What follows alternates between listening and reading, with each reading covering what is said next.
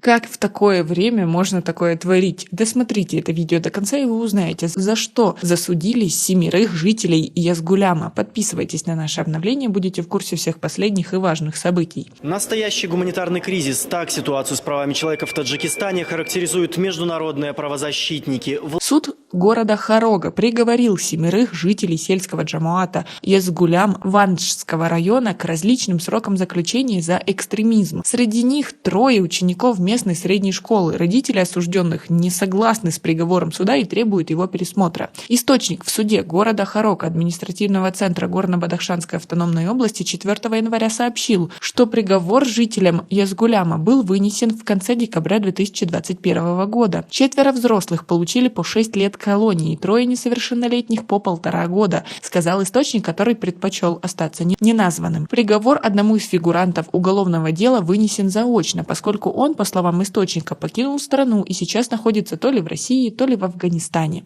Стали известны имена 4 осужденных. Это Асо Шайгов, Лоик Адинаев, Хатам Шуков и Джабор Гандумов. Как вы относитесь к тому, что приговорили даже несовершеннолетних? Это какое же должно быть преступление? Свои ответы напишите нам, пожалуйста, в комментарии. А вот какое именно преступление совершили жители Язгуляма, власти не раскрывают. Об инциденте на условиях анонимности рассказал один из местных жителей.